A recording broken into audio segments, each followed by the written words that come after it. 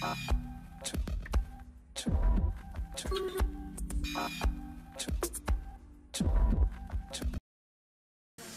à tous, je me nomme Chloé, je suis heureuse de venir vous voir dans cette ville de Béziers que je ne connaissais pas.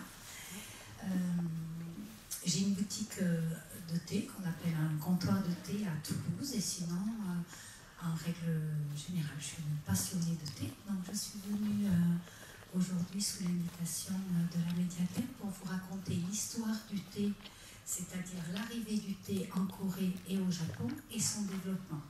Bien évidemment, avec ceci, on va découvrir du coup plus globalement l'histoire du Japon avec l'éveil du thé.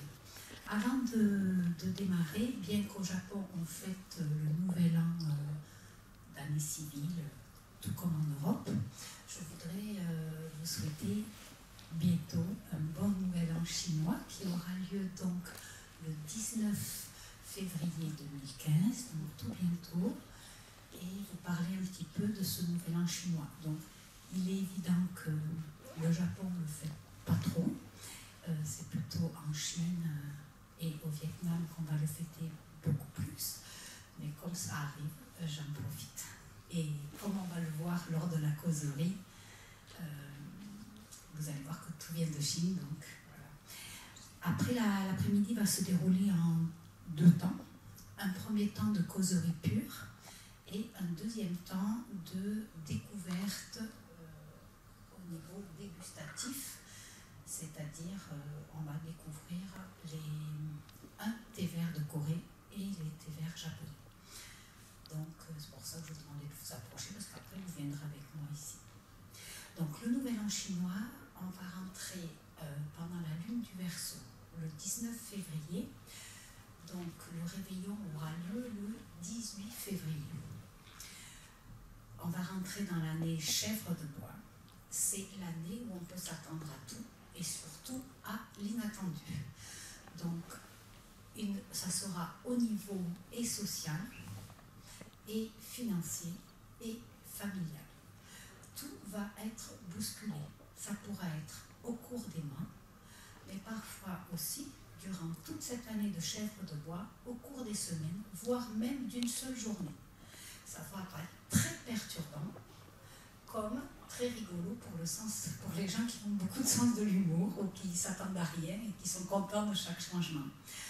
Donc, c'est une année où il faudra s'armer de patience et où surtout, tout pourra être bouleversé. Si on retient ça, c'est là où on va le souffrir le plus. Si on se laisse porter, qu'on est prévenu, ça a plus à rire et à essayer de se dire que ça va être toute l'année comme ceci. Donc on rentre dans une année un peu turbulente. Pour accueillir au mieux cette nouvelle année, c'est un petit peu les mêmes principes que le nouvel an civil, c'est-à-dire de l'année civile, c'est-à-dire on va essayer que la maison soit entièrement propre, du garage au sous-sol et le grenier, il faut que tout ait été nettoyé, même l'intérieur des placards. Il vous reste quelques jours, 14. C'est la Saint-Valentin. Aujourd'hui, vous profitez de votre moitié et dès demain, vous vous y mettez. Donc, il faut que la maison soit extrêmement propre pour accueillir cette nouvelle année. Il faut avoir payé toutes ses dettes. Alors, quand on entend payer toutes ses dettes, ne vous inquiétez pas si vous avez un crédit immobilier ou autre, il n'y a pas de souci pour ça. Toutes ces dettes, ça veut dire aussi toutes les dettes morales. Donc si vous vous êtes fâché dans l'année, à tort ou à raison, c'est pas grave, c'est peut-être à vous à faire le premier pas et à demander pardon ou audience pour vous expliquer si vous devez de l'argent ou vous allez emprunter un livre ou un disque à une copine. Ça serait bien, profiter de cette semaine pour le rendre. C'est pas que les dettes financières et les dettes à la banque, il n'y a pas de souci, c'est pas grave. Donc il faut avoir fini de payer toutes ces dettes, d'avoir rendu tout ce qui ne nous appartient pas. Donc en faisant un ménage parfait de toute la maison, ça c'est parfait. Et après, bien évidemment, il va falloir amadouer le dieu de la cuisine, parce que c'est lui qui monte aux cieux et qui raconte comment vous vous comportez dans la famille, dans le lieu intime. éthique de la cuisine. Donc, comment vous entretenez votre maison et vos liens familiales et amicaux au sein de cette maison. Donc, pour l'amadouer, le 18, la veille, il va falloir, peut-être, je ne sais pas si vous avez un magasin asiatique, mais sinon, c'est une figurine qu'on trouve en forme de dieu de la cuisine. Dans les magasins asiatiques, ça se trouve. Si vous n'en avez pas à Béziers, vous pouvez prendre n'importe quelle levain ou bougie qui vous plaît chez vous. Et il faut enrober la bouche de cette bougie de miel pour que lorsque vous allez allumer la bougie, elle va raconter des choses toutes douces et toutes agréables sur vous. Je vous ai préparé un petit papier vous racontant un petit peu l'histoire des années chinoises, des Nouvel An chinois, et surtout un petit peu vous rappeler tout ce qu'on vient de dire, donc pour accueillir cette nouvelle année. Une autre petite chose, en même temps, il faut que tout le repas et du réveillon, c'est-à-dire du 18 février et du 19, soit prêt, puisque, à part l'hygiène, le jour du Nouvel An, vous ne pourrez pas utiliser l'eau, de peur que le bonheur parte avec l'eau. Et notamment, vous ne pourrez pas utiliser les couteaux, de peur de couper ce bonheur. Donc, le repas du réveillon du 18 et le repas du jour de l'an, le 19 février, tout doit être prêt avant. Bien évidemment, au niveau hygiène de la vaisselle et hygiène corporelle, vous pouvez bien sûr utiliser un peu d'eau. Par contre, par exemple, se laver les cheveux ou des choses comme ça qu'on n'est pas obligé de faire tous les jours, même ceux qui ont l'habitude de le faire tous les jours, ce jour-là, il faudra éviter. Utiliser le moins de possible. Et surtout, pas de couteau. Tous les couteaux doivent être rangés, sauf si votre arrangement d'habitude, c'est les laisser apparents dans la cuisine. Si jamais c'est l'habitude de la maison de les laisser apparents de la cuisine, essayez de recouvrir les lames pour ne pas les voir. Sinon, c'est rangé. Voilà, vous avez un petit papier que vous pourrez prendre après. En ce qui concerne la causerie pure, ça va le micro ou ça résonne? Parce que moi, ça résonne. Ah, non, c'est bon. Je vous ai tout écrit. Comme ça, vous pouvez m'écouter. Et vous n'êtes pas obligé de prendre des notes. Donc, tout ce que je vais vous raconter est écrit sur un petit livret. Il y en a à peu près, normalement, un par famille. Donc, n'hésitez pas à le prendre pareil en partant. Tout le monde est arrivé ou il reste des gens encore? On va attendre 5 minutes. Quelle heure est-il? On va attendre 5 minutes. Donc, en attendant, je vais juste commencer à vous raconter un petit peu qu'est-ce que c'est le thé. Donc, le thé, c'est une seule et même plante dans le monde qu'on appelle Camellia sinensis. Pour nous, les Français, c'est très facile de comprendre à peu près le thé, dans le sens où on a tous un père ou un oncle ou quelqu'un de la famille qui, depuis notre plus jeune âge, boit le vin et nous a parlé du vin, ou dans des repas de famille, on a entendu discuter du vin. Donc le thé, c'est la même chose. C'est un travail d'hommes et de femmes, et bien évidemment de saison et de terroir, qui va donner tous les différents goûts, sauf qu'il n'y a pas de cépage. Le thé, Camellia sinensis, il était endémique à la région de Yunnan en Chine. Donc le Yunnan se situe au sud-ouest de la Chine et c'est grand comme la France à 4 km² près. Donc Camellia sinensis a été découvert dans le Yunnan au 6e siècle avant Jésus-Christ. Le Yunnan, c'est une région, un district qui est le printemps éternel. À peu près toute l'année, 18-20 degrés, le bonheur absolu. Et vous avez, on n'a jamais répertorié dans le monde autant d'espèces végétales et animales. Donc maintenant, c'est plus vrai, hein, bien évidemment, avec la déforestation due justement à la plantation de vin. Vous avez dû en entendre parler, parce que ça faisait la une des journaux il n'y a pas longtemps, où beaucoup de Chinois avaient racheté des châteaux en Bordeaux pour récupérer les cépages et les planter dans le déforestation assez catastrophique et où beaucoup d'ingénieurs agronomes français et hollandais sont allés voir les désastres, mais c'était un peu tard.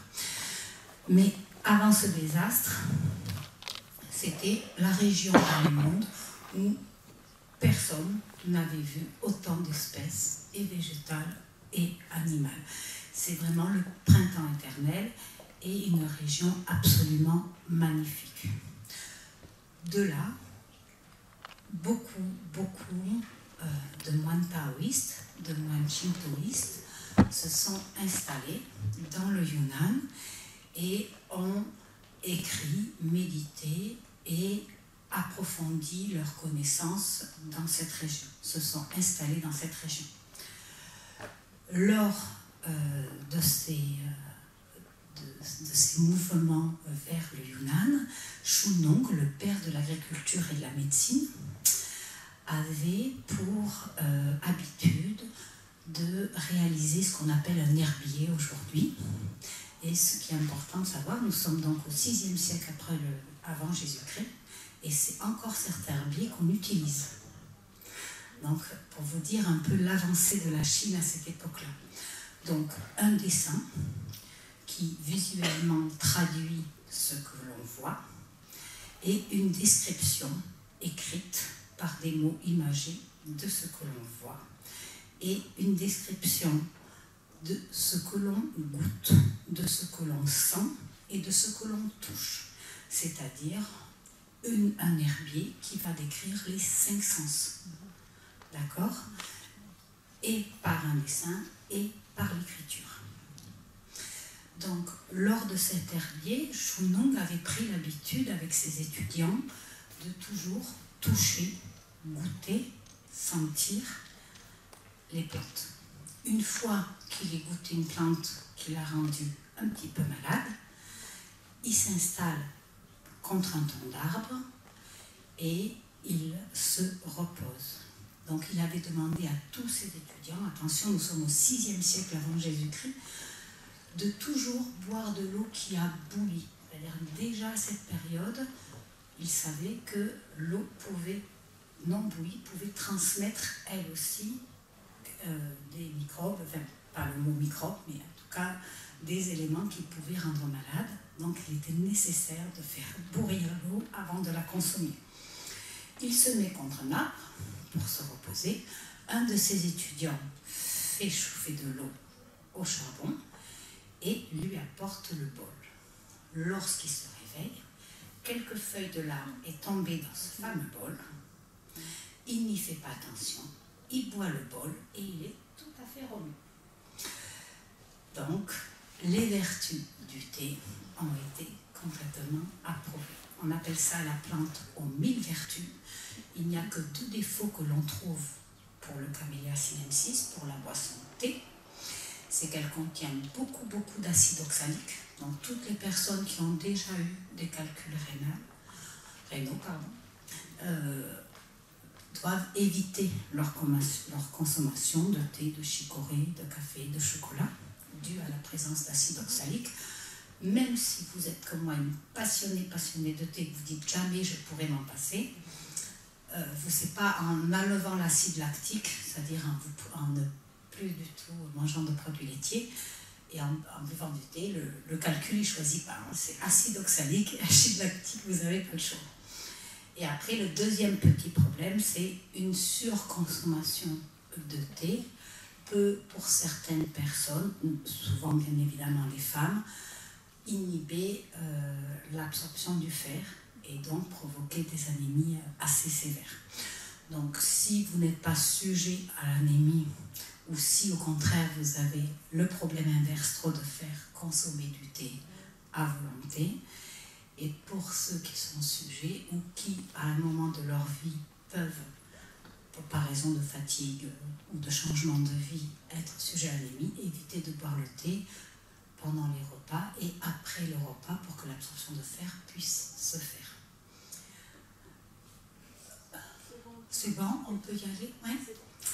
Donc, on va rentrer dans le vif du sujet.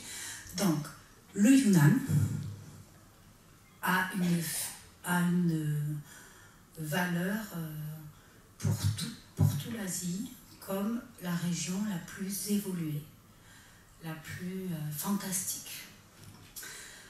Donc des jeunes Coréens vont aller dans le Yunnan.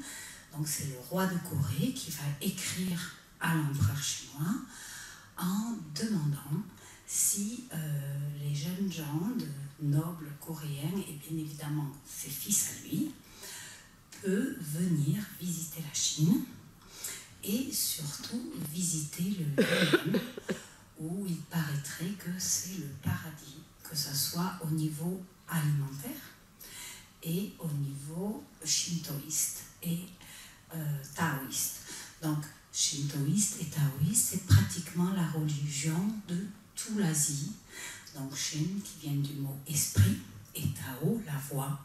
Donc, la voix de l'esprit, il y a une force dans toute chose. Toute chose est là pour nous rappeler que la terre, les saisons, les trois pouvoirs, c'est-à-dire la terre qui est génératrice féconde et nourricière, le ciel qui est génératrice de brume et de soleil pour que la terre soit féconde et nourricière, et la montagne qui permet, bien évidemment, à ce que la croissance des plantes pour l'alimentation. Donc ces trois pouvoirs sont bien évidemment dans le Yunnan, qui se situe à peu près à 2000 mètres d'altitude, sont essentiels dans le taoïsme. Donc le roi de Corée demande l'autorisation à ce que les jeunes gens, ses fils en premier, puis les enfants de nobles, à venir apprendre et à se perfectionner dans le shintoïste et le taoïste en Yunnan. L'empereur chinois répond que bien évidemment, il serait heureux d'accueillir ces jeunes gens. Et ils arrivent dans le Yunnan. Dans le Yunnan, ils sont accueillis chez les moines et les prêtres taoïstes pour approfondir leurs connaissances. Dans le même temps, vous avez donc le Japon, qui est un pays insulaire de l'Est de l'Asie. C'est 3000 km de long, 8645 îles, donc un pays qui est complètement scindé géographiquement, traversé par les Alpes japonaises sur plus de 1800 km de long, avec bien sûr le point culminant, le mont Fuji, à 3776 mètres, ce qui fait qu'il ne reste que 24% du pays, et pour vivre, et pour manger. Donc le Japon a toujours eu besoin de la Corée pour un complément de sorgho, de sarrasin et de riz, un complément alimentaire. Au niveau du poisson, ça va, ils en ont. Et c'est des pêcheurs, donc c'est bon. C'est au niveau céréales, bien évidemment, ils ont toujours eu besoin d'un autre pays que le leur. Bien évidemment, ils sont aussi shintoïstes et taoïstes. Via les jeunes gens de Corée, qui rentrent en Corée, ils rencontrent, bien évidemment, quand le Japon va en Corée chercher leurs compléments alimentaires, en sorgho, en sarrasin et en riz, ils vont avoir vent de ces jeunes gens coréens qui sont revenus du Yunnan avec un perfectionnement sur le shintoïste et le taoïsme, et surtout un éveil spirituel comme la Corée n'aurait jamais pu leur donner, c'est-à-dire une connaissance de l'écriture. L'écriture qui, pour le Japon, va être essentielle, puisque le pays étant si scindé géographiquement, voilà une méthode de parler à chaque Japonais, de dire à chaque Japonais, nous sommes scindés géographiquement, mais le peuple est uni, mais nous formons un pays uni, répondant à une seule voix, celle de l'empereur. Donc, l'écriture serait une merveille pour informer chaque Japonais des édits impériaux.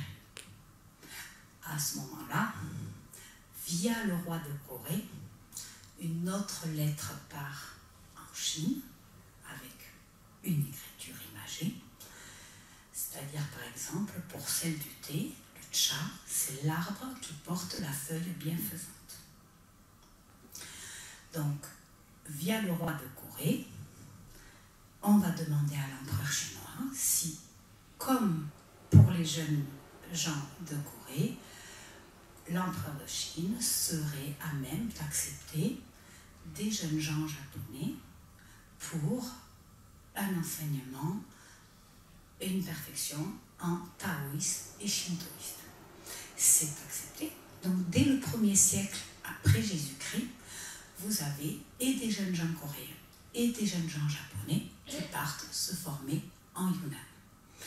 Là, bien évidemment, ils vont découvrir le shintoïsme, le taoïsme, mais également une façon de ne pas s'assoupir durant les longues périodes de méditation, puisque les moines vont déjeuner avant le lever du soleil et vont dîner après le lever du soleil, et que les moines sont aussi agriculteurs. C'est eux qui, bien sûr, travaillent la terre pour se nourrir les élèves, mais également, les moines ont valeur à être les gardiens de chaque village, donc à être au bien-être de chaque village. Donc ils doivent être aussi agriculteurs pour la population habitant dans les villages. Donc ils vont découvrir aussi un travail physique agricole, plus des périodes de méditation et de prière, sans alimentation. Donc ils vont avoir à chaque fois le bonheur de goûter le thé. Ils vont avoir donc une connaissance de faire un thé, repérer également les camélias sinensis dans le Yunnan, et bien évidemment, de avril à novembre, en même temps que le travail de la terre agricole, le travail des cueilleuses et de comment on va préserver le thé jusqu'à l'année suivante, c'est-à-dire le sécher, le garder. Lors de ces voyages, vous avez d'autres visiteurs qui arrivent dans le Yunnan, c'est-à-dire des voyageurs venus de l'Inde, qui sont aussi tout intégrés par ce district de Chine qu'on dit si éveillé. Et ces voyageurs de l'Inde amènent le bouddhisme, qui va correspondre parfaitement bien au taoïsme et au shintoïsme. Ni la Corée, ni le Japon, ni la Chine va changer de religion, mais va la prendre en plus. Le bouddhisme ne permettant pas de hiérarchie entre les moines et les laïcs, mais une communauté de personnes travaillant pour la communauté et pensant pour la communauté, ça va résonner parfaitement bien. Et vous allez le comprendre très vite, parfaitement bien, d'autant plus pour le Japon, qui est un pays moins vaste que l'Empire du Milieu, mais complètement scindé.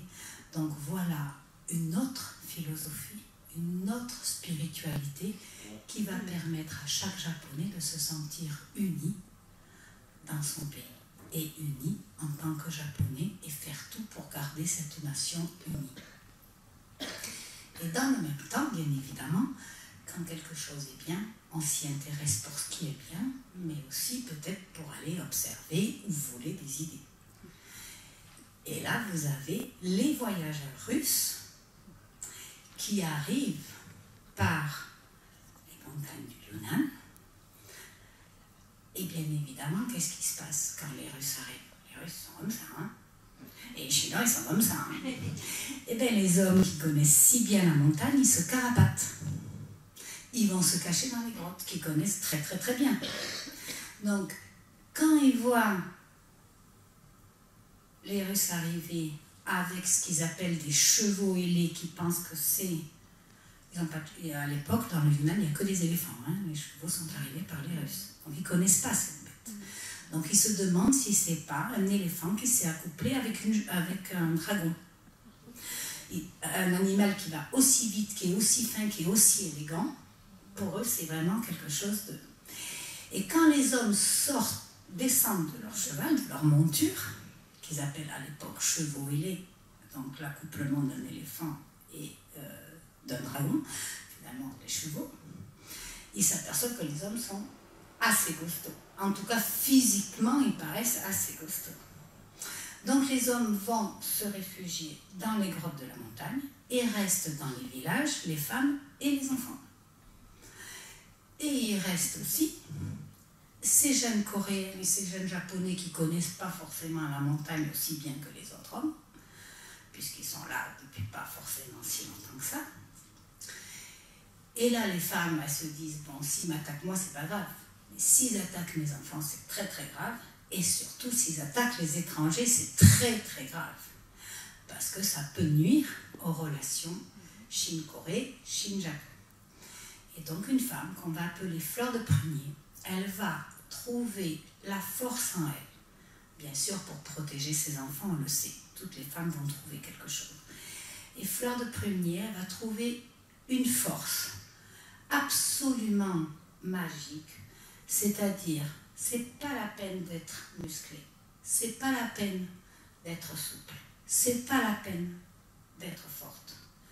Il suffit juste d'être assez concentré pour repérer la force qui arrive et la rendre à l'autre. Donc, je me sens attaquée, j'accepte le coup comme un don, comme un cadeau, exactement comme Bouddha. C'est un don, j'accepte le don, je prends le don et je le rends. Le fait de recevoir le coup de poing, c'est un don. On dit je donne un coup de poing. Fleur de Prunier va accepter le don, mais elle va juste le renvoyer. C'est exactement comme au tennis. Vous recevez une balle, pas si forte que ça, mais si vous la renvoyez, elle part multipliée par deux. Mais là, c'est pareil, mais avec son corps. Les arts martiaux sont nés. Donc, tous les Coréens, tous les Japonais qui vont arriver dans le Yunnan pour recevoir un complément d'information sur la spiritualité du shintoïste, du taoïste, puis du bouddhisme, vont recevoir également, bien sûr, la connaissance de l'écriture, bien sûr la lecture, donc comprendre ce que j'écris, savoir écrire ce que je comprends, et aussi une méthode de se défendre. Et alors là, pour le Japon, vous comprenez que c'est merveilleux. Au nord, vous avez la Russie. Au sud, vous avez Taïwan. Et bien évidemment, ces îles en plein comme ça, en plein comme ça de l'Asie, ça agrandirait parfaitement bien et la Russie et une partie de la Chine. Ça serait parfait. Donc, tout le monde commence à regarder le Japon et de toutes parts à essayer, bien sûr, de vouloir rentrer dans le Japon. D'autre part, le Japon également. Le fait que les jeunes Japonais ont repéré ces chevaux ailés en Yunnan, l'empereur du Japon a bien évidemment écrit à la Russie comme quoi il serait bien contre un échange ou paiement de ces chevaux ailés pour avoir des chevaux. Lorsque vous faites appel à quelqu'un, bien sûr, cette personne vous regarde. Si vous faites un échange commercial avec quelqu'un, par exemple avec madame, je sais pas moi, je vais lui dire, oh ben, voilà, je vais vous acheter votre voiture, elle va s'intéresser à moi. Donc là, c'est pareil, les Russes commencent à regarder le Japon, ils se disent, tiens, par les îles Kuriles, je pourrais bien être arrivé et je pourrais m'intéresser à agrandir mon territoire. En voyant des jeunes gens se former dans le Yunnan, la Chine se dit, oulala, par Taïwan, par le sud, là, je pourrais agrandir mon territoire. Donc, bien évidemment, plus le Japon a besoin des autres pour, au départ, l'alimentation, l'alimentation, plus les autres le regardent, et le regardent comment? 8645 kilos. Trop facile qui pense. Trop facile qui pense pour pouvoir intégrer, donc attaquer le Japon. Donc vous comprenez bien que ces arts martiaux, où on n'a pas besoin de force, ça va être magique pour eux. Et tout ce que le Yunnan va pouvoir, la connaissance que la Chine a, ces jeunes Japonais vont revenir et le réapprendre à tout le monde.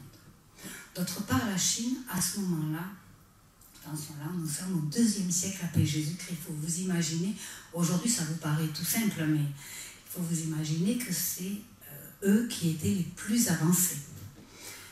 La Chine, à un moment donné, s'est dit, au lieu que les hommes, toute la journée, cherchaient l'alimentation pour les femmes et les enfants dans les villes et les villages, il suffit que l'alimentation soit juste au village. Donc, ils ont inventé l'agriculture. C'est-à-dire, au lieu d'aller chercher une plante là, une plante là, une plante là, une plante là, un poulet là, tout ce qu'il y a besoin, et le riz un peu là, un peu là, un peu là, il suffit de ramasser derrière le village, et qui fait, alors le Yunnan c'est 2000 mètres, hein, donc il n'y a pas la mer, il n'y a pas le poisson, qui fait le poulet, qui c'est qui fait le lapin, qui fait le riz, qui fait les légumes, qui fait les fruits, et on s'échange tout, et c'est une communauté. La communauté agricole, donc les coopératives agricoles, 2e siècle après Jésus-Christ. Donc le Japon, fort de ça, reviennent et c'est pareil. Ils vont faire des villages, autour des villages des coopératives agricoles, et bien évidemment les villages contre la mer, bien évidemment avec un échange avec le poisson, puisqu'il n'y avait pas à l'époque tout ce qui était poulet, lapin et tout ceci. Donc, vous avez un Japon qui s'éveille, qui s'éveille, qui s'éveille. Un Japon également qui se dit que pour que chaque Japonais se sente japonais, et bien à l'inverse de l'Europe, on va éduquer chaque personne. C'est-à-dire que de plus en plus, on va envoyer des jeunes gens dans le Yunnan pour qu'il y ait de plus en plus d'enseignants au Japon. Dans chaque village, dans chaque ville, vous allez avoir un moine shintoïste, un prêtre taoïste et bouddhique qui vont construire des maisons, qui vont être des accueils, des maisons d'accueil pour tout le monde. Et chaque personne, à la fin de son travail essentiellement paysan, essentiellement agricole, va venir et s'instruire auprès de ses maîtres. Bien évidemment, dans le Yunnan aussi, les jeunes gens coréens et japonais, ils restent le soir. Eux, ils ne rentrent pas dans leur famille.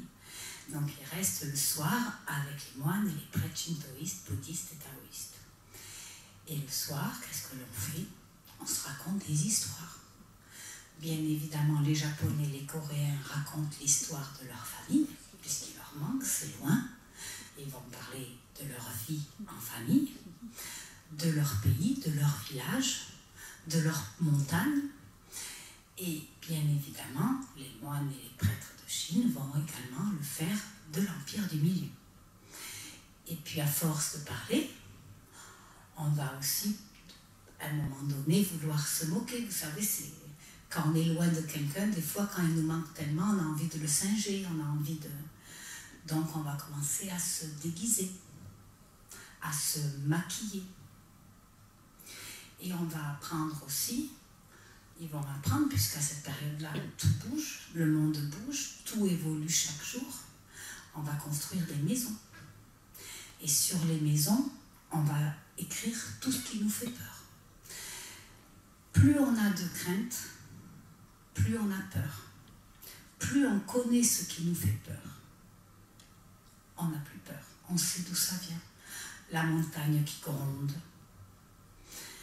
les dragons qui font du bruit dans la forêt. On va apprendre à le maîtriser. Le maîtriser pour ne pas avoir peur, pour être sain. Plus je suis sain, plus je suis grand, plus j'ai aucune barrière dans l'apprentissage. Plus j'ai de crainte, plus je me renferme, plus la connaissance, j'ai du mal à l'acquérir. Donc, on va dessiner sur ces murs, c'est comme si ce mur c'était le mur du fond du temple, tout ce qui fait peur, toutes les divinités qui font peur. Et bien évidemment, le Japon, qu'est-ce qui fait peur? Le Japon, il est né de la mer.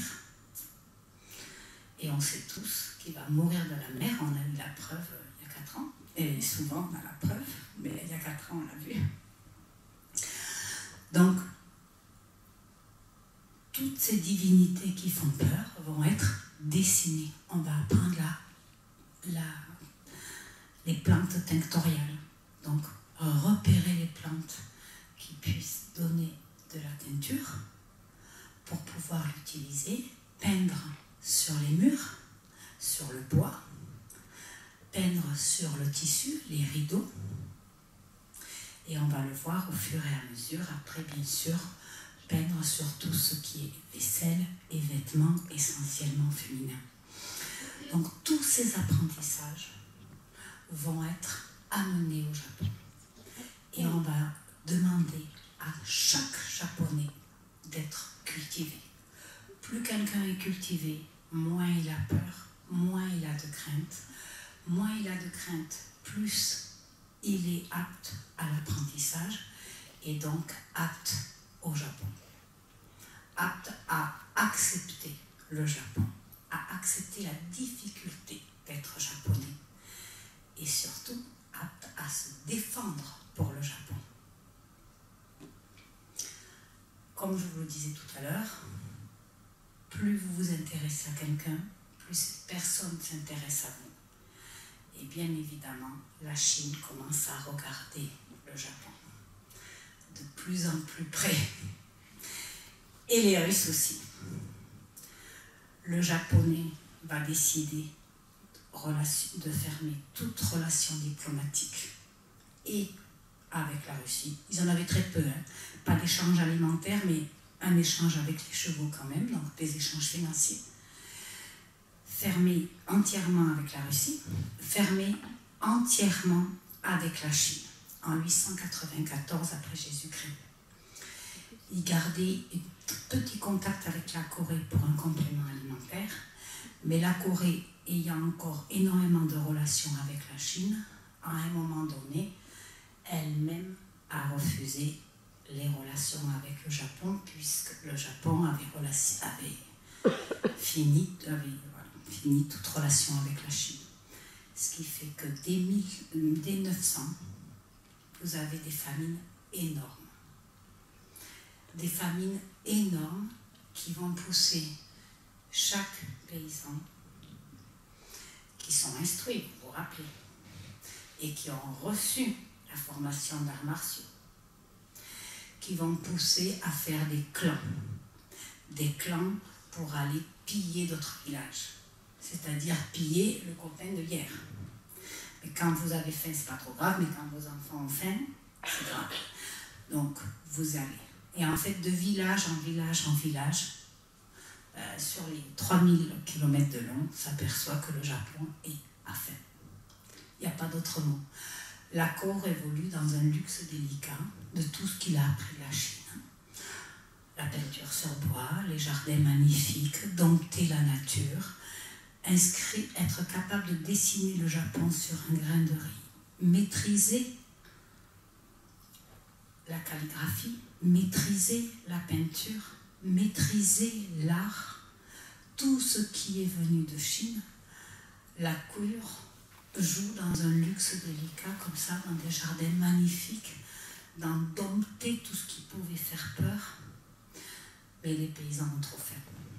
Ces clans armés vont faire un soulèvement de tout le Japon contre la cour impériale et vont destituer l'empereur. Rien à voir avec ce qu'on a fait en France, en Europe, c'est-à-dire tuer le roi. Ce n'est pas du tout là. L'empereur va être destitué, mais on va quand même lui offrir un très beau palais dans le mont Haï, donc H-E-I-E, qui va être un mont donné sacré, et où on va installer l'empereur, toutes ses concubines et tous ses enfants déjà nés, avec bien sûr l'autorisation à ce que des enfants soient à naître, puisqu'il a toute sa cour avec lui, et il va avoir valeur d'épée, mais on lui promet une vieillesse de moine shintoïste, taoïste et bouddhiste, et comme gardien de la nation de ces trois spiritualités qu'il maîtrise et qu'il comprend, mais aucun pouvoir politique, administratif ou pénal. Donc il va être complètement privé de son rôle d'empereur. Par contre, il sera protégé dans le mont Haï. Il va pouvoir y vivre avec ses concubines et sa descendance sera reconnue comme descendance impériale. Mais il perd. Et c'est le shogun. Donc on rentre dans la période du shogunat. C'est le shogun, c'est-à-dire le chef des armées, qui va prendre le pouvoir. Le chef des armées va prendre le pouvoir et va décider de réouvrir la frontière avec la Corée et de réalimenter tout le Japon. Donc les relations diplomatiques avec la Corée se restaurent, ainsi qu'avec la Chine. Nous sommes en 1185. Vous avez le Japon qui est nourri, le Japon qui obéit à la loi shogunale, et le shogun qui va de plus en plus demander à chaque Japonais de s'instruire. Pour lui, si vous avez la connaissance, si vous avez la maîtrise, si vous êtes complètement éduqué, vous êtes capable de comprendre et donc d'obéir. Donc, il va éduquer les gens dans le sens, ils vont comprendre les lois, la loi shogunale, et ils vont obéir. La loi shogunale, elle est d'une répression féroce. C'est bien sûr agrandir le domaine du shogun, c'est-à-dire augmenter sa richesse. Donc c'est bien évidemment continuer à produire. Bien évidemment, au niveau du thé, c'est améliorer les jardins de thé, de exactement comment on a appris en Chine, améliorer tout ce qui est culture de légumes et de fruits en complément des céréales, comme on a appris en Chine. Tous les plants viennent de Chine. J'ai oublié de vous le dire, je me rends compte maintenant, mais lorsque les jeunes gens revenaient, les premières années, 1er siècle, 2e siècle après Jésus-Christ, ils revenaient avec des petits paquets de thé comme ceci. C'est comme si, lorsque vous rentrez chez vous, on vous donnait ceci, donc les feuilles tout faites. Mais très vite, dès 552, je me rends compte maintenant que j'ai oublié de vous le dire, dès 552 après Jésus-Christ, on leur a offert les graines et les plants. C'est important parce que seuls la Corée et le Japon ont reçu le thé comme un don de Bouddha. En même temps qu'on leur a donné les graines et les plants et la méthode d'agriculture pour faire le thé, et les secrets pour faire le thé, on leur a offert également la sculpture en bronze du Bouddha assis sur la feuille de lotus, qui est gardien de la nation, bien évidemment, encore au Japon. Et au début, en Corée, on va le voir, le destin de la Corée est tout autre que celle du Japon. Donc, bien évidemment, en 1185, c'est aussi continuer à faire des plantations de thé merveilleuses et bienfaitrices. Bien évidemment pour le shogun et sa famille. Les cueilleuses, elles ont la dernière récolte au mois de novembre et elles se débrouillent avec jusqu'à l'année d'après. elles vont les garder jusqu'à l'année d'après. Mais de avril à novembre, bien évidemment, c'est pour le shogun. Bien évidemment, ils vont aussi obéir à avoir une très grande maîtrise des arts martiaux, à s'entraîner chaque jour, à perfectionner tout ce qu'ils ont appris en Chine, et bien évidemment également aux arts martiaux avec un agrandissement de distance entre vous et l'ennemi. Donc, dès 894, on a l'idée de mettre un bâton. Si j'ai un bâton au bout de mon bras, ça agrandit la distance. Et en 1185, on a commencé à travailler l'acier trempé. Et donc, à la place du bâton, mettre une lame. Donc, un entraînement de tous les jours des arts martiaux, de la maîtrise de soi pour arriver à entièrement être présent en conscience, pour être capable à chaque instant de défendre le Japon, à chaque instant d'avoir idée, je bois le thé et je meurs pour le Japon. Je bois le thé qui est un don du Japon. Je bois le thé qui a le goût du Japon et je suis en conscience. Soit j'arrive à rester en vie pour le Japon, soit je meurs pour le Japon. L'effort de guerre est intense. À ce moment-là, il y a des envahisseurs de toutes parts. Toutes parts, chaque jour, on essaye de rentrer sur une des 8645 îles japonaises. En 1274 et 1281, arrive un typhon immense qui va dérouter 6 bateaux russes qui vont complètement les dérouter et même les noyer. Et on va appeler ça le vent kamikaze. Kami, esprit, az, vent, le vent providentiel. À partir de là, le Japon s'est senti très fort en se disant que bien évidemment, c'était le fait que chaque Japonais soit instruit dans le taoïsme, le shintoïste et le bouddhiste, que chaque Japonais puisse être en corrélation avec les éléments, que la prière de chacun à chaque instant a pu diriger ces vents pour les aider à combattre l'ennemi, que le Japon est sûr de sa puissance. Ils sont sûrs qu'ils ont une spiritualité qui est vibrante avec les éléments et qui, bien évidemment, ils ont eu raison d'y croire. Puisqu'aujourd'hui, les éléments qui les ont trahis, qui les ont fait peur, qui les ont fait trembler, qui ont tué nombre et nombre de leurs pécheurs, aujourd'hui, ça les a défendus. Donc le shogun est toujours à même de dire à chaque Japonais, ne baissez jamais la garde. Chaque jour, vous devez vous instruire. Chaque jour, vous devez grandir pour le Japon. Vous le devez au Japon. Chaque jour, vous devez vous instruire. Chaque personne doit être instruite. Plus vous avez une connaissance de soi, plus vous avez une connaissance de la nature, plus vous êtes ancré entre ciel et terre, et plus vous pouvez défendre le Japon. Ça fait une force énorme. Mais malgré tout, le Japon continue à être convoité. Et plus on instruit les gens, plus les gens ont aussi, ensemble, s'intéressent à plus ou moins quelque chose. Donc plus on instruit les gens, plus aussi on va repérer pourquoi ils sont doués.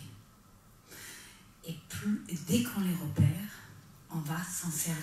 On va repérer que tel est très doué pour la peinture sur soie, donc pour les vêtements ou pour les voilages. On va repérer que quelqu'un est très doué pour tout ce qui est céramique, tout ce qui est embellissement de la table pour boire le thé et manger le riz. On va repérer ceux qui sont les plus doués pour les armes, les lames, réaliser les lames, plus doués pour construire les maisons. Et donc, malgré un pouvoir répressif, il y a quand même une instruction pas possible. du coup, le Japon évolue très vite. De plus en plus, les jardins sont presque plus beaux que ceux qu'ils avaient fait en Chine, puisqu'ils vont aller au maximum de leur capacité chaque jour. Chaque jour, on leur demande un dépassement de soi, que ce soit dans tout ce qu'ils réalisent. Si on a repéré quelqu'un de merveilleux pour le jardin, on va lui demander chaque jour, de s'approfondir, de grandir pour la nation, de grandir pour le soleil levant. Donc chaque jour, il va devoir réaliser un dépassement de soi. Les jardins vont devenir merveilleuses. Les sculptures, que ce soit en pierre ou en bronze, vont devenir presque plus belles que celles qui sont réalisées en Chine, et même après, au-delà, plus belles. Pareil pour les maisons, pareil pour les salles de thé. Et bien évidemment, pareil pour le thé. C'est-à-dire que les gens qui ont le pouvoir, qui ont l'argent, les nobles, les propriétaires terriens, vont vouloir montrer leur connaissance. Et là, il y a deux tendances qui vont se dessiner.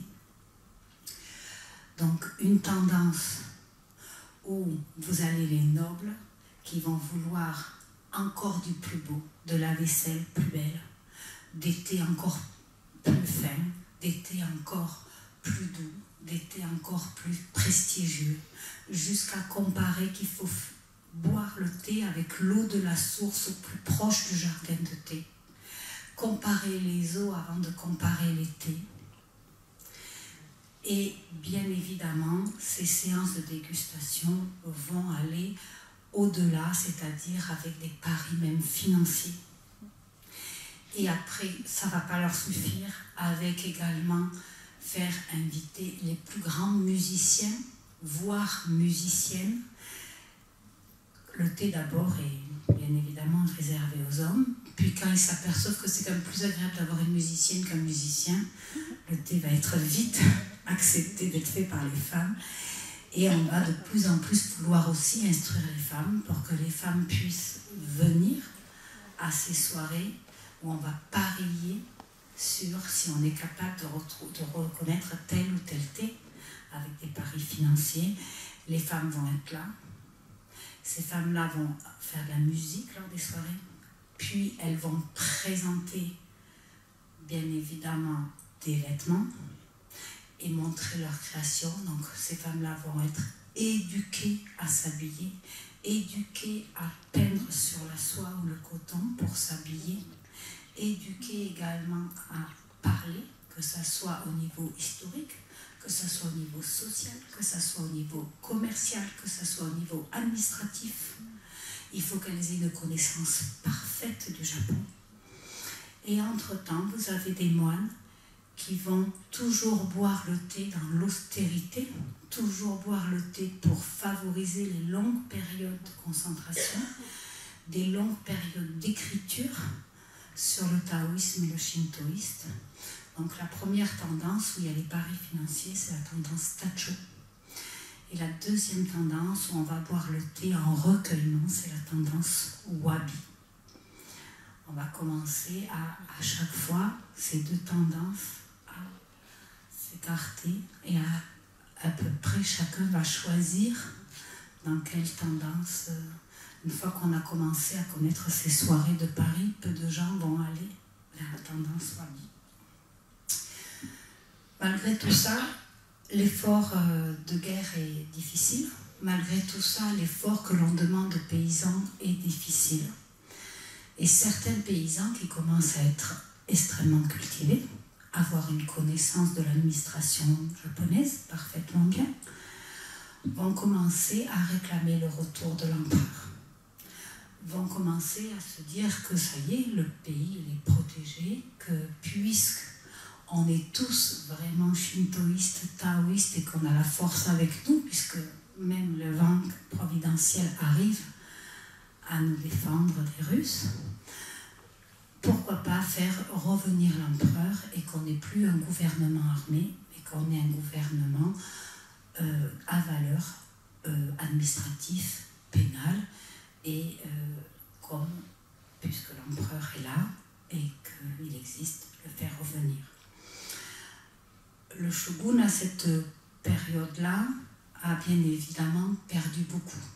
Parce que pour payer les vassaux, il a tellement voulu de gens dans sa cour, enfin c'est pas une cour, mais dans le shogunat, il a tellement repéré les merveilles de personnes qui considéraient, et pour faire des temples, et pour faire des routes, et pour agrandir les villes, qu'il a fallu que le shogun paye toutes ces personnes et que les impôts prélevés aux paysans n'est pas suffisant, qu'en 1333, il n'a pas autre choix que faire revenir l'empereur, puisque de toute façon, il n'a plus d'argent pour gouverner le pays, et les paysans ne peuvent plus donner d'argent, ils n'en ont pas.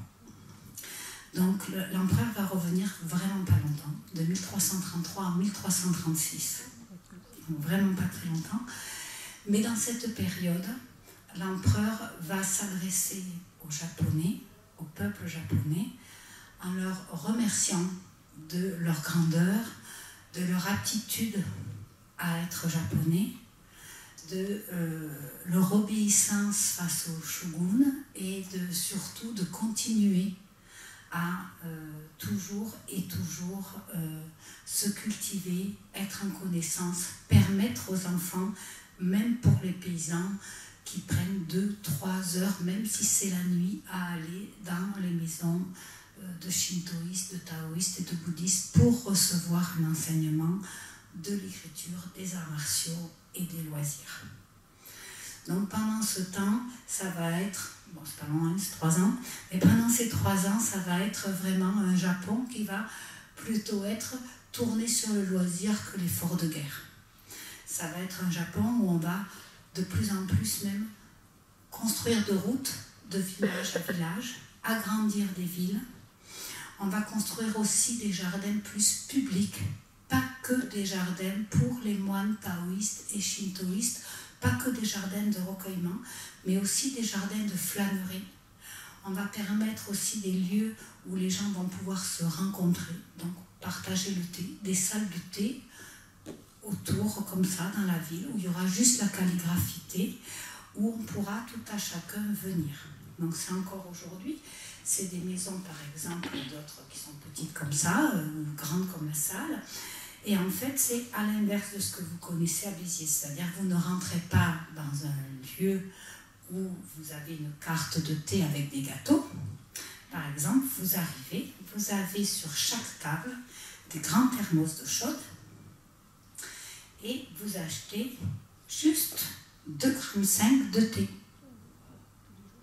Vous pouvez venir avec votre propre bol si vous voulez. Vous pouvez venir aussi avec votre perroquet, votre koi, vous savez, les poissons là, dans le bocal. Vous venez avec votre copine, vous venez avec vos enfants, vous venez avec qui vous voulez. Vous arrivez là, vous achetez les 2,5 g, vous vous installez, c'est des tables communes, et vous pouvez converser. Donc, dans ces maisons de thé, tout peut se faire. Par exemple, si madame, elle connaît très très bien la calligraphie, elle va commencer à travailler sa calligraphie là, et d'autres personnes pourront venir l'admirer, la regarder. Elle pourra donner quelques codes. Madame, par exemple, connaît bien tout ce qui est le maquillage. Ben, c'est pareil, elle pourra initier. Et on y va avant le travail, on y va entre les pauses au travail, on s'y retrouve. Il suffit juste vraiment d'acheter les 2,5 g, la dose. Ce qui fait que vous allez pouvoir vous offrir des thés que vous ne pourriez pas vous offrir dans un magasin. C'est-à-dire que vous allez avoir une connaissance de thé immense. Parce que même le plus grand cru, un paysan aurait des difficultés à s'acheter 100 grammes, là il peut acheter 2,5 g et le consommer sur place. Les eaux dans le thermos sont gardées à 85 degrés, donc vraiment parfait. Vous vous installez, vous pouvez y rester, vous pouvez remettre de l'eau sur les feuilles de thé et vous pouvez y venir pour tout. Elle va apparaître là qu'autour du thé, on peut tout se dire. Tout peut être dit. Ça va être une habitude que du coup, même dans les administrations, si par exemple on a quelque chose à se dire à son collègue, d'agréable ou de pas agréable, on ne va pas le dire au bureau, mais on va descendre à la maison de thé. On va descendre à la maison de thé et on va le dire entre le thé. Puis tout va comme ça de la vie quotidienne. Par exemple, votre voisin, vous trouvez que son jardin n'est pas aussi beau que le vôtre et que du coup vos invités peuvent prendre ombrage, que son jardin est mal entretenu. Vous n'allez pas lui dire comme ça dans la rue, écoute, en ce moment tu te laisses aller. Vous allez dans la rue apporter le thé et pouvoir lui dire autour du thé, en ce moment je pense que tu entretiens mal ton allée ou mal ton jardin. Pareil pour des choses sympathiques. Par exemple, votre fils trouve la fille du voisin agréable. Vous n'allez pas les sonner en disant que votre fils trouve la fille du voisin agréable. Vous allez le faire autour du thé.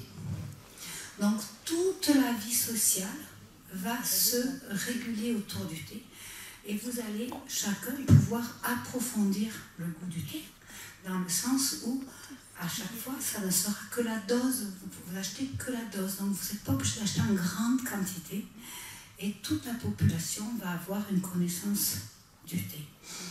Le thé, vous vous souvenez, donc il est arrivé en même temps que le Bouddha, donc c'est vraiment associé à Bouddha. Et on se dit que Bouddha pardonne tout et le thé a valeur de Bouddha.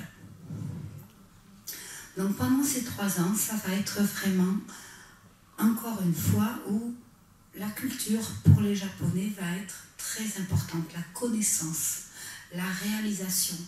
Et plus le Japonais va être cultivé, plus il va se connaître. Plus il va se connaître, plus il va savoir pourquoi il est né. Et du coup, sa voie de la connaissance va être facilitée. Au lieu de mettre 50 ans, 60 ans à savoir pourquoi on était né, puisqu'on est cultivé très jeune, on va savoir très jeune vers quoi ça nous plaît d'aller et d'approfondir cet apprentissage. Mais très vite, malgré tout, le Japon est quand même encore soumis à des agressions extérieures et surtout ça y est. C'est-à-dire que tout le monde a évolué maintenant. Nous sommes en 1336. Sur les mers, il y a du monde. Il y a beaucoup de monde. Notamment pour l'Europe, il y a les Portugais qui ont fait bataille navale, je vous passe vite, avec les Arabes. Donc au départ, c'est les Arabes qui faisaient le commerce avec l'Europe sur tout ce qui est épices. D'accord ? Et surtout, pour nous vendre de plus en plus de café, ils avaient réimplanté le café d'Éthiopie et du Yémen à Ceylan, en Inde, en Indonésie, et Java et Jakarta. Donc, les Portugais avaient fait bataille navale avec les Arabes, je te pille, je te tue, et je coule ton navire. Donc, les Portugais avaient le monopole du commerce de l'Asie vers l'Europe. Et en même temps, bien évidemment, ils étaient là pour apporter la parole catholique, que ce soit sur l'Inde ou à Ceylan. Et bien évidemment, ils essayaient de rentrer en Chine, où bien évidemment, tout ce monde qui gravite en mer, ça y est, le monde a évolué, il commence à avoir du monde, et il commence à avoir du monde pas loin du Japon. Donc bien évidemment, on s'intéresse à la Chine en premier, puisque l'Empire du Milieu fait office pour le monde entier du pays le plus civilisé. Mais le Japon, aujourd'hui, est de nouveau ouvert. Vous vous rappelez, donc il y a encore des échanges alimentaires, justement, avec la Corée et la Chine. Lorsque tous ces étrangers arrivent en Chine, on commence à leur dire que le pays le plus civilisé, le plus cultivé, le plus raffiné, ça serait plutôt le Japon. D'accord. Donc ces bateaux, l'air de rien, ils s'essayent de s'approcher. Imaginons que ça c'est le Japon. Au lieu d'aller là-bas, j'essaye d'arriver là. Et j'essaye de m'approcher. Donc malgré tout, on a quand même besoin, c'est bien beau d'éduquer tout le monde, mais on a quand même besoin de continuer à se défendre en essayant de ne pas refaire les erreurs du passé, c'est-à-dire ces grandes famines qui ont quand même détruit pas mal le Japon, et dans la mémoire collective, même si quelques siècles sont passés, ça reste comme vraiment une trahison de l'empereur d'avoir fermé le Japon comme ça à l'étranger. On va réinstaurer le shogunat pour réinstaurer le régime guerrier, pour pouvoir essayer de se protéger de ces étrangers qui s'approchent tout près du Japon pour voir ce qui s'y passe. Et en restaurant le shogunat, finalement le shogunat il est intéressé par les étrangers. Parce que, bien évidemment, il entend lui aussi par les jeunes gens qui continuent à aller se former en Chine et en Yunnan au niveau agricole. Il entend que toute l'Europe grandit, que toute l'Europe change, que l'administration change, que les codes pénals changent, que les villes changent. Donc que la construction des villes change, que les rapports humains changent, que les rapports commerciaux changent, qu'on commence à trouver en Europe de la cannelle de Ceylan sur toutes les tables. Que, ça y est, à Java, sur les îles d'Indonésie, le café arabe pousse, que d'habitude il n'était qu'en Éthiopie ou au Yémen, c'était endémique là, il n'y avait pas ailleurs. Donc, bien évidemment, le shogun est intéressé de rencontrer, bien sûr, ces étrangers, et cela va se faire. Le shogun donc va aller à la rencontre des Portugais et là, il va découvrir une autre spiritualité qui leur paraît pas du tout dangereuse et surtout, ma foi, très compatible avec le shintoïsme, taoïste et le bouddhisme, c'est-à-dire le christianisme, puisque les Portugais, lorsqu'ils le rencontrent, leur disent le christianisme c'est facile, c'est lorsque vous vous mariez, le mariage, il est fécond. Donc là, ça parle aux Japonais, parce qu'ils se disent, c'est simple, nous, avec l'effort de guerre, on a quand même beaucoup de jeunes gens qui sont décédés. S'il suffit de se marier pour que le mariage soit fécond, c'est tout simple. D'autre part, quand les Portugais arrivent aussi, ils s'adressent aux femmes, puisqu'à un moment donné, c'est elles qui vont décider, et on leur dit, si vous vous baptisez, votre mari est fidèle. Juste comme ça. Juste parce que vous êtes baptisé, tout d'un coup, votre mari est fidèle. Donc là, bien évidemment, entre que juste on se marie, le mariage est fécond, et juste on se baptise et le mari est fidèle, bien évidemment, on comprend. D'autre part, de se remettre à quelqu'un de ses craintes, le shintoïste comme le taoïste, c'est tout à fait ça.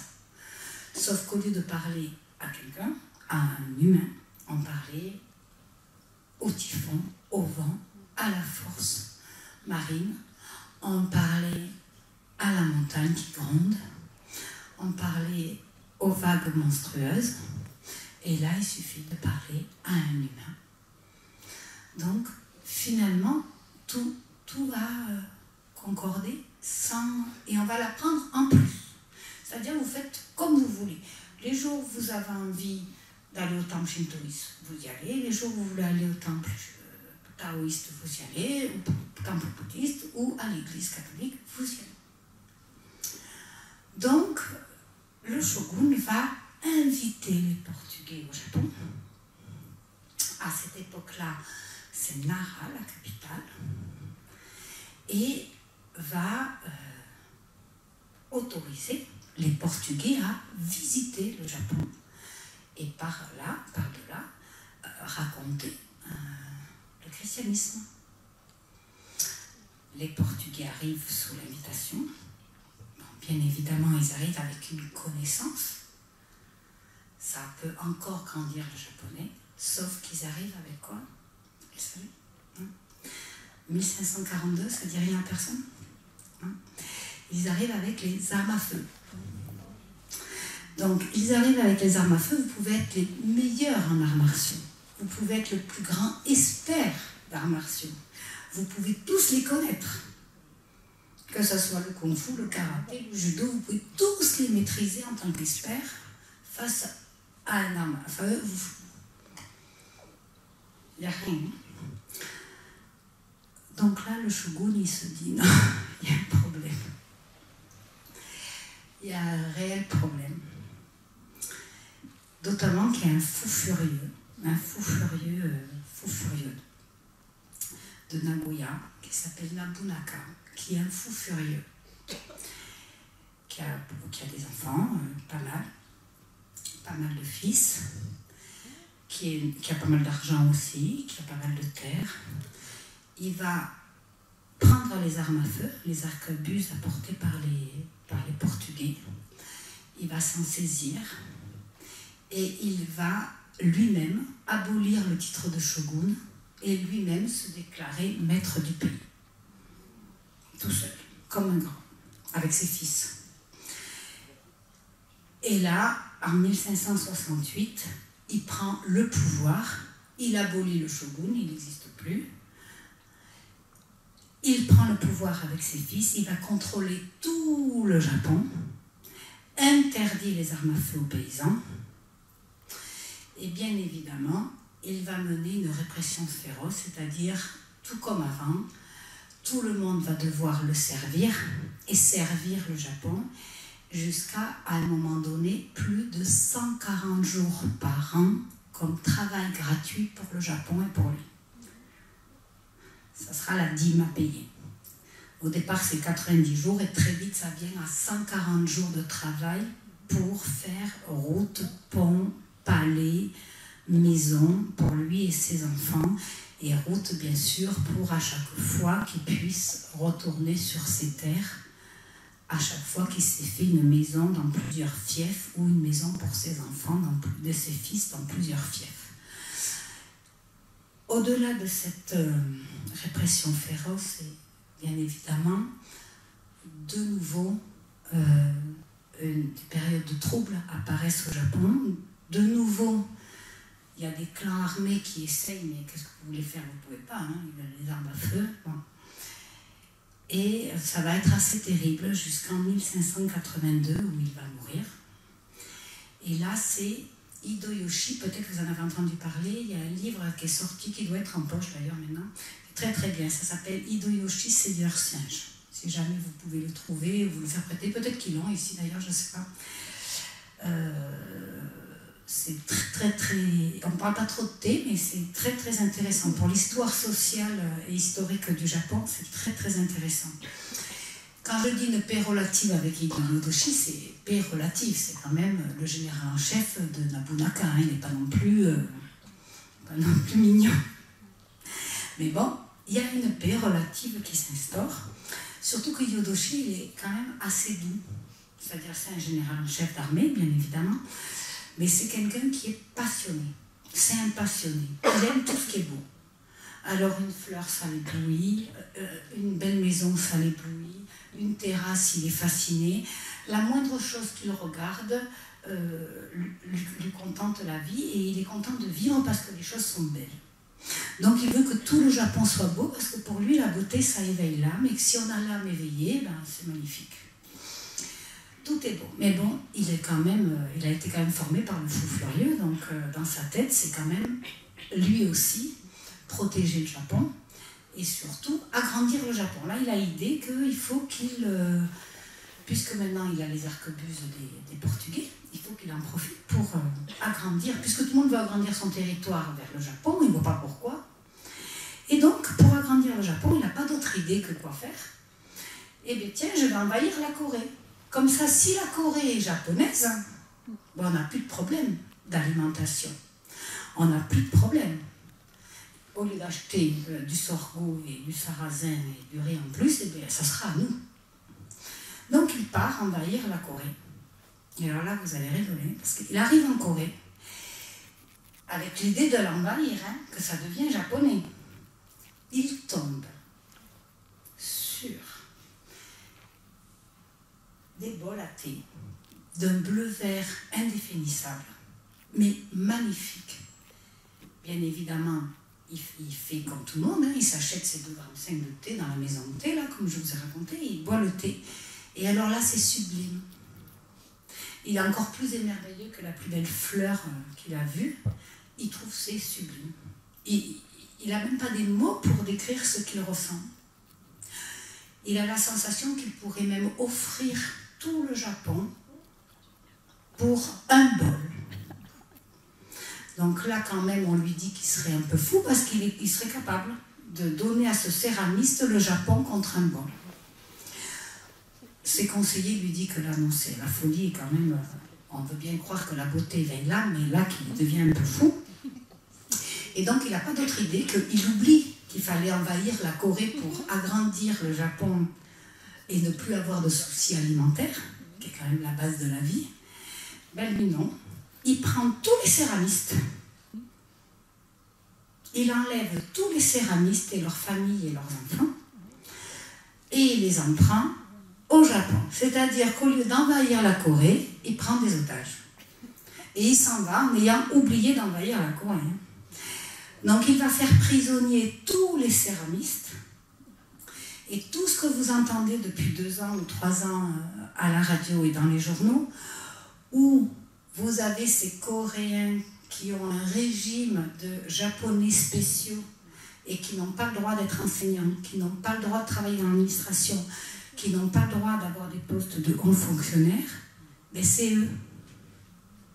C'est-à-dire que tous ces Coréens qui ont été fait enlever par Hideyoshi en 1590, quand ils sont arrivés au Japon, ils avaient le statut de prisonniers de guerre, et au fur et à mesure des descendances, on n'a jamais changé ce statut. C'est des gens qui aujourd'hui ne parlent plus coréen, ne portent plus de prénom coréen, c'est des gens qui portent même plus de nom de famille coréen, c'est des gens qui ne connaissent en rien la Corée et qui sont coréens et qui ne peuvent pas ni voter, ni avoir des postes de fonctionnaires. Ni dans les banques d'ailleurs. Tout ce qui est administration en fait. Donc comme pour la France, si vous n'êtes pas français, vous ne travaillez pas dans l'administration et vous ne travaillez pas dans les banques. C'est pareil au Japon. Donc, vous voyez un peu, donc tout ça c'est très... Donc il est arrivé avec tous ces prisonniers et il leur a dit, je me dépêche. Donc il leur a dit, maintenant vous faites des bols pour moi. Donc tout ce que vous connaissez du Japon, de cette belle vaisselle japonaise, mais c'est ces céramistes coréens qui les ont réalisés. Donc quand on dit céramistes japonais, c'est ancestralement des céramistes coréens. Hideyoshi a bien évidemment une passion absolue pour la tendance wabi, vous l'aviez compris, et il a autre comme maître, c'est Sanryoku. Donc Sanryoku, 1522-1591, et Sanryoku lui fait un matcha, donc le thé en poudre, de façon tellement merveilleuse qu'à chaque fois, Hideyoshi a la sensation de revoir la sacralisation du Japon. Il a la sensation qu'on lui offre la naissance du Japon. Il est complètement fasciné par Sanryoku, à tel point fasciné qu'il en prend ombrage.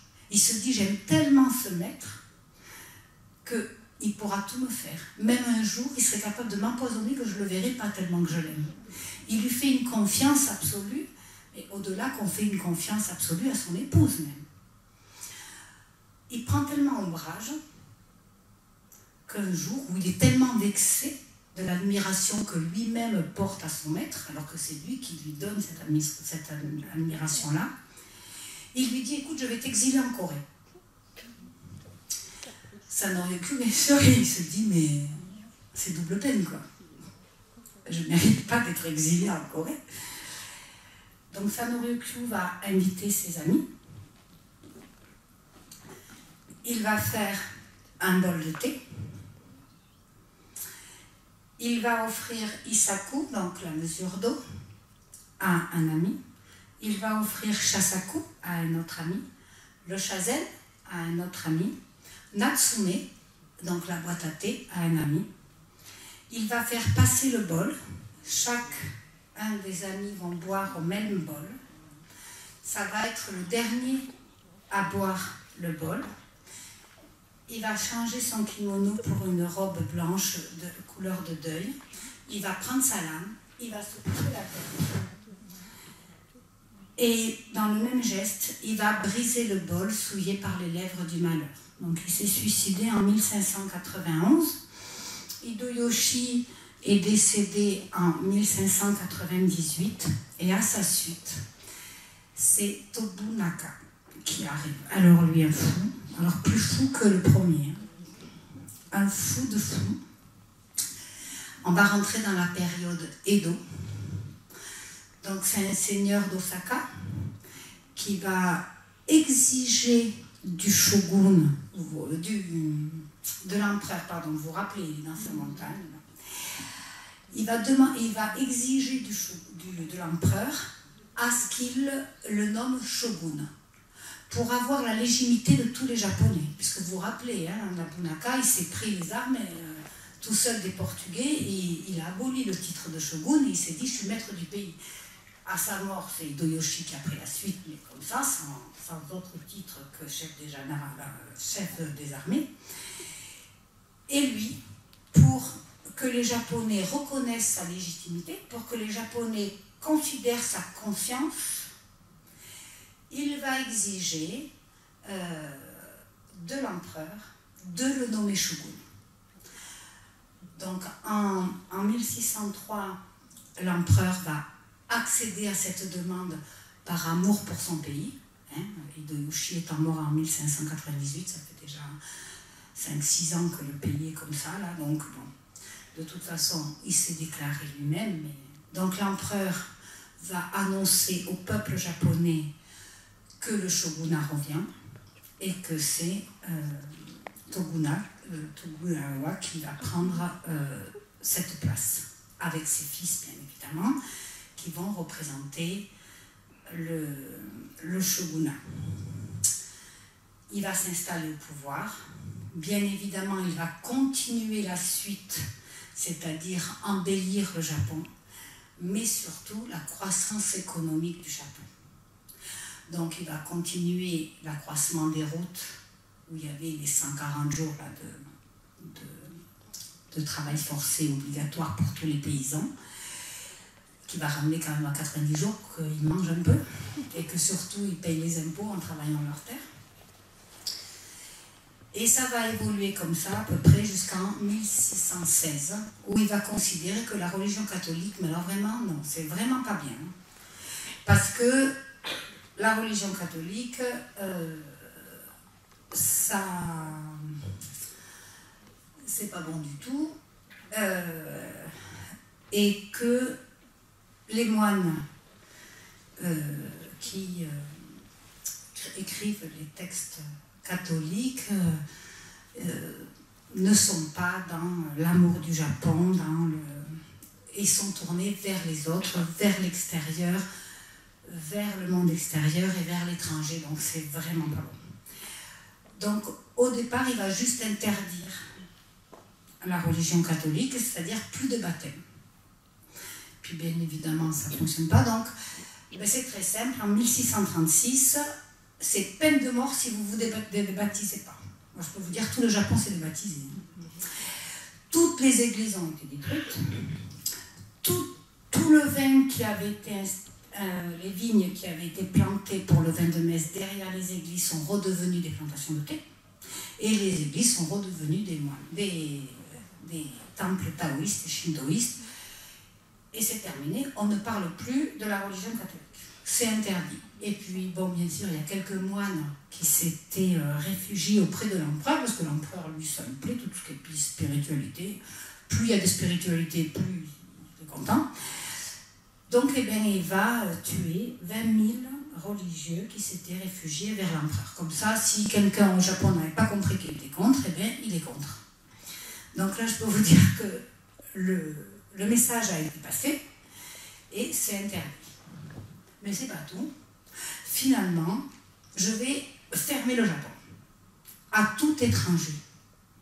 Je vais fermer le Japon à tout étranger, c'est-à-dire plus personne ne peut rentrer, plus personne ne peut sortir. C'est-à-dire que tous vos enfants, tous vos frères, tous vos fils qui sont dans le Yunnan pour étudier, mais ils ne reviennent pas. Fermer le Japon, ça veut dire personne ne rentre, personne ne sort. Ça veut dire que les Coréens, personne ne rentre, personne ne sort. C'est-à-dire, les prisonniers coréens, les céramistes coréens ne peuvent même plus rentrer. Les Japonais qui sont en voyage en Corée pour aller chercher de l'alimentation ne peuvent pas rentrer. Les Japonais qui sont en formation dans le Yunnan en Chine ne peuvent pas rentrer. C'est personne de chez personne. Le Japon se ferme à nouveau à tout étranger, sauf sur la petite île de Dejima, juste en face de Nagasaki. Sur cette toute petite île, ça va être une fenêtre ouverte sur le monde où on va demander aux étrangers, c'est-à-dire aux Chinois qui amènent de l'alimentation et aux Hollandais qui ont fait bataille navale avec les Portugais, bon là je vous raconte vite, hein, je pille des bateaux et je détruis tout et je vous coule, et qui ont maintenant, c'est les Hollandais qui ont la compagnie hollandaise et qui ont le monopole de l'importation vers l'Europe. Donc les Hollandais ont apporté en 1607 le thé en Hollande, 1615 en Angleterre, et le thé est arrivé en France en 1636 par les Hollandais. Donc sur cette petite île de Dejima va être accueillis certains Chinois pour apporter l'alimentation, pour pas que le pays ait faim, mais ils ne peuvent pas passer. Et bien évidemment, les directeurs de la compagnie hollandaise, et qui vont être sous bonne escorte amenés à Edo. La capitale est Edo. Et ça ne lui suffit plus, ça ne lui suffit encore pas, donc il va contrôler encore plus. Tous les nobles vont devoir passer 6 mois par an à Edo. Donc, de novembre à avril, où la terre se repose, les nobles vont devoir être à Edo, à la merci du shogun. Pendant que la terre se repose, vous avez les femmes et les enfants sur leur terre. Et quand les nobles doivent partir pour les récoltes d'avril à novembre sur leur terre, eh bien c'est facile, les femmes deviennent otages à Edo, d'avril à novembre. Et là, qu'est-ce qui se passe? 3000 km de long. Tous les nobles de tout le pays, du sud au nord, de la Russie à Taïwan. Ça marche. Et tous les paysans, qu'est-ce qu'ils font? Ah mais il y a du monde sur les routes. Eh bien je fais des maisons de thé. Je vais faire des maisons de thé, certains en plein vent, juste comme là par exemple, là, imaginez que c'est la route là. Je fais juste du thé dehors et voilà, un bol de riz, un bol de thé, tu me dois rien du tout, 3 sous. Et puis d'autres, au fur et à mesure d'avoir eu 3 sous, les maisons de plus en plus luxueuses, et de plus en plus luxueuses, et de maison à maison, chacun d'inventer pourquoi pas, vous ne resterez pas la nuit, c'est fatigant de rentrer en une seule fois sur vos terres. Surtout, imaginez les nobles qui habitent très très loin de Edo. Donc on va faire des chambres pour rester la nuit. Et comme on fait des chambres, eh bien, on peut aussi porter des filles. Donc on va trouver des filles chez les paysans, on va acheter des femmes. Et pour parler avec des nobles, il faut des femmes éduquées. Donc on va leur apprendre le maquillage, la beauté, l'habillement, la tendance tacho, c'est-à-dire l'apparence, montrer tout ce qu'on sait faire, tous les arts. Il faut qu'elle puisse parler économie, il faut qu'elle puisse parler social, il faut qu'elle puisse parler administratif.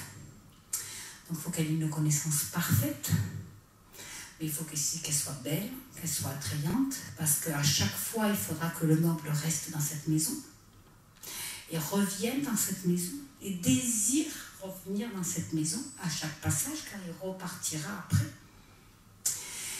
Donc, une autre population née, c'est-à-dire l'argent chez les paysans. Alors là, il n'y a pas pensé. Donc il se dit, mince, les paysans ont de l'argent, ça ne va pas du tout. Donc, eh bien, les paysans ont le droit de s'amuser, ont le droit d'être cultivés, mais ils n'ont pas le droit de faire de théâtre d'acteur. Eh bien, c'est pas grave. Puisqu'on n'a pas le droit de faire du théâtre d'acteur, on fera du théâtre de marionnette. Et là, en plus, ça va être encore plus rigolo, parce que un acteur, on peut l'emprisonner parce que tu as choisi ce rôle, parce que c'est ce que tu penses. Alors qu'une marionnette, on peut lui faire dire ce que l'on veut. Puisque la marionnette, c'est pas un acteur, hein, donc j'ai pas choisi ce rôle parce que ça serait peut-être ce que je pense. C'est une marionnette. Donc un autre art est né. Et de plus en plus, pour que bien évidemment aussi le théâtre de marionnettes prenne l'ampleur, on va faire des efforts sur les décors de théâtre. Donc on va s'améliorer aussi hein, en peinture, sur bois, sur soie, sur tissu, pour améliorer de mieux en mieux le théâtre. Cet isolement, ça va durer pratiquement 2 siècles. Jusqu'à que, bien sûr, dans les comptoirs d'Asie, ça y est, il y a du monde qui tourne. Donc là, il y a les Anglais qui ont fait bataille navale avec les Hollandais entre-temps. Bon, je vous raconte, c'est la même histoire. Hein. Je pille le bateau et je tue tout le monde. Et voilà, je noie tout le monde. Et je crée le monopole. Donc, il y a les Anglais, il y a les États-Unis. Avec la guerre avec les Anglais et la création du Nouveau Monde, avec les 13 colonies britanniques et la colonie française qui s'est installée dans le Nouveau Monde, et la guerre des États-Unis, donc les États-Unis sont nés. Il y a du monde là qui tourne autour du Japon. Mais ça va quand même durer 2 siècles, un isolement total. Et puis le commandant Matthew Perry, un commandant américain des États-Unis, vont apporter une lettre sur cette petite île de Dejima et vont demander au shogun de s'ouvrir au monde, que le monde change, que le monde bouge et que le monde ne peut pas faire sans le Japon et que de toute façon les différents directeurs de Hollande ont malgré tout un peu dit ce qui se passait, que le Japon était un luxe délicat, que c'était magnifique, que le thé était d'une rare beauté, que des petites choses qui commencent. Il y a les Français, bien évidemment, avec le japonisme, à cette période, fantasme sur un Japon magnifique. Il va attendre la lettre longtemps, puisqu'il va la déposer en 1852, et il n'y a jamais eu de réponse. Donc c'est très simple. L'idée des États-Unis, c'est demander aux Anglais, aux Français, aux Russes, en 1854, de faire tout le tour du Japon. 3000 km de long comme ça, 3000 km comme ça, avec des bateaux à canon, et de canonner tous les ports. Mais je peux vous dire que le Japon, il s'est ouvert. Il était ouvert, ouvert en une nuit. Sur tout le Japon, en une nuit, le Japon a été entièrement ouvert. Là, vous avez 2 solutions. Soit vous êtes à la merci, soit vous grandissez. Le shogun a décidé de grandir et de se lancer dans une politique expansionniste. Et tout de suite, il a réinstauré tout de suite l'empereur. Dès 1856, l'empereur a été restauré. Dès 1856, l'empereur a fait venir tous les étrangers au Japon. Inviter les Français, les Anglais, les Russes, les Américains, les Hollandais, les Allemands, tout le monde. Il leur a dit, visitez le Japon, venez voir le Japon. Il a fait venir les plus grands mathématiciens, les plus grands avionneurs, les plus grands pour les réseaux ferrés. Il a fait venir tout le monde et il a dit aux Japonais, recevez-le, faites-les parler, je veux tout savoir. On les a reçus, chaque personnalité, au Japon, parfaitement bien. On les aura fait parler. Le Japon a évolué énormément. 1894-1895, avec la guerre sino-japonaise, ça leur permet d'envahir pratiquement... sino-japonaise, ça leur permet d'avoir l'île de Taïwan. 1904-1905, avec la guerre avec la Russie, ça leur permet d'avoir toute la Mandchourie. 1820 et 30, ils envahissent toute la Chine. 1910, ils envahissent toute la Corée. À partir de là, ils participent de loin plus ou moins à la Première Guerre mondiale. 20 et 30, ils envahissent toute la Chine et précipitent la Seconde Guerre mondiale. Pour le thé, au départ, ils ont eu le thé donc, sur les plaques compressées qui permettaient de garder le thé à l'abri de la lumière et de l'humidité. Donc ça, c'était des 552 pluies râpées et ils faisaient le thé. Puis après, en 802, quand ils ont eu les plantations, le théier donne à 6 ans. Hein. Bon, on considère les premières graines et les premiers plants vers 602, mais bon, on va dire que c'est 802 les premières plantations. On pense que c'est 2 siècles avant. Il y a eu le matcha, le thé en poudre. Le Japon ne produit exclusivement que du thé vert, puisque avant leur fermeture, c'est avant que les Hollandais apportent les premiers le thé en Europe. Et en fait, le thé noir, le thé bleu, ce n'est que des accidents d'oxydation. Donc c'est dû à quand on a commencé à importer le thé de la Chine vers l'Europe, que par soit mauvais emballage, soit parce que au niveau des vents de retour, les Hollandais speedaient un petit peu les Chinois en disant si on le prend comme ça, le thé il est bien, il est sec, il n'était pas tout à fait sec, il arrivait un peu oxydé à Londres. Donc le japonais ne fait que du thé vert. Il commence un petit peu à faire des thés noirs, donc des thés oxydés. Mais bon, c'est pas forcément ce qu'ils ont l'habitude de faire. D'autre part, c'est des petites plantations. Bon, depuis 4 ans, je ne vous apprends rien, il y a la moitié des plantations et les meilleures, donc Oji et tout ça, qui étaient vers Tokyo, qui ont entièrement disparu. Hein. Il n'y a plus que dans le sud, depuis 4 ans, où il y a du thé. Donc, les expériences de thé noir, voilà, c'est pas finalement très abouti et vu les catastrophes aujourd'hui, ça ne sera pas. Avant de venir je vois qu'il faut que je me précipite un peu. Avant de venir goûter, je voudrais vous raconter quand même l'histoire de la Corée, qui n'a pas du tout le même destin que le Japon au niveau du thé. Donc, vous vous rappelez, c'est la Corée et le Japon qui ont reçu les graines et les plants pour faire les plantations de thé, la méthode d'agriculture pour faire le thé, et surtout en même temps que le bouddhisme, comme un don de Bouddha. Sauf que pour le roi de Corée, c'est très ennuyeux, le bouddhisme, vraiment très ennuyeux, puisque le bouddhisme ne permet pas de hiérarchie entre les moines et les laïcs. Et le roi de Corée se dit, pourquoi on aurait une spiritualité où tout le monde est sur le même plan, alors que moi je suis le meilleur des Coréens. Donc il se dit, les Coréens ne vont pas comprendre que le roi est au-dessus d'eux, alors que dans leur spiritualité, on leur dit « personne n'est au-dessus de vous à part les vents ». Donc, ça ne lui plaît pas du tout le bouddhisme. Il préfère le confucianisme, qui permet plus d'appuyer qu'une personne ait le pouvoir et la connaissance. Donc, bien évidemment, au départ, pour dire qu'il n'est pas trop content du bouddhisme, mais attention, le thé a valeur de Bouddha, et on l'offre à Bouddha. Donc, pour dire qu'il n'est pas très content, il va le surtaxer énormément. Et puis lui, en plus, il préfère le vin de riz. Il trouve que c'est plus rigolo et puis que ça rend les filles un peu plus dociles à ce que vous pensez. Donc, il va bien évidemment taxer le thé.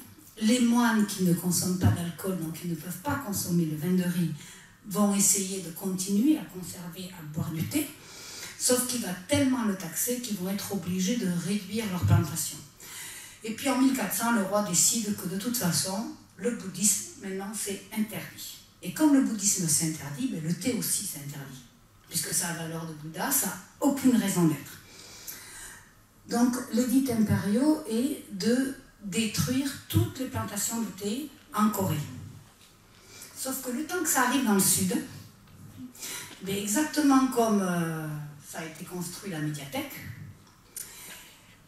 les moines coréens du sud vont construire comme si c'était des quartiers. Donc ils vont faire comme un faux décor de théâtre, c'est-à-dire qu'ils vont construire en faux, comme si c'était plein de maisons, plein d'immeubles, plein comme pour un mur entier. Et en fait, ils vont faire comme si c'était un quartier, donc comme si cette estrade est un quartier, et à l'intérieur est caché des jardins de thé. Donc ça fait des toutes petites plantations qui ont été préservées. On est pratiquement sûr, enfin je vous rassure, je ne me suis pas allée voir, mais je suis pratiquement sûre qu'en Corée du Nord, il n'y en a toujours pas. En Corée du Sud, maintenant, bien évidemment, ces jardins commencent à être retravaillés, réouverts. Les maisons de thé avec la calligraphie Cha qui avait été dissimulée et pas toutes détruites commencent à ressurgir. Donc on est en train de découvrir des merveilles de merveilles et des théiers qui ont plus de 300-400 ans. Donc je vous propose de goûter plusieurs thés. Le thé d'accueil est un peu froid, mais on peut le réchauffer. Si vous voulez vous rincer la bouche avant de goûter les thés. Donc on va goûter un thé coréen, un thé vert japonais en récolte automnale, un thé vert japonais en récolte de printemps, donc les sencha, c'est-à-dire thé plié. Et après, on va goûter les kukicha, kokecha, tamayokucha, les gyukuro, c'est-à-dire les shincha, les premiers thés de l'année. Donc, les premiers thés de l'année qui ont presque un an. D'accord? Parce que... oui. J'allais vous dire thé primeur, puis je me suis dit non, là ils ont presque un an, je ne vais pas leur dire thé primeur, ils vont se dire elle est folle cette fille. Donc les premiers thés de l'année, les shincha. Après vous allez découvrir ce qu'on pourrait appeler infusion, plante. Donc le hamacha qui a valeur de Bouddha, qui n'est pas du thé, c'est de l'hortensia, et ça a exactement le goût de la réglisse. Sobacha, c'est juste du sarrasin toasté, donc grillé au wok, et qu'on peut boire seul ou mélanger au thé. Et généralement, les femmes le boivent seul, puisque c'est très riche en fer. Donc, comme elles ne veulent pas arrêter de boire du thé, elles vont consommer le sobacha et le mugicha. Donc, le mugicha, après, c'est l'orge, pareil, c'est chargé en fer. Et de plus en plus, vous savez, dans les distributeurs de boissons, en fait, vous avez sobacha et mugicha qui sont vendus frais, en canette, comme vous allez chercher un soda en France, et là, on va chercher ça. Comme ça, vous pouvez, pendant le repas, consommer ça, et ça fait un apport à faire non négligeable. Donc, si vous voulez venir vers moi, vous pouvez. Sur le livret, je vous ai noté ce que l'on va déguster. Donc, je ne sais pas si vous avez des crayons, mais à la fin du livre, si vous voulez écrire, il y a des... Bon, il n'y a pas beaucoup de place, mais je vous ai laissé un peu de place. Si vous voulez écrire, vous pouvez prendre.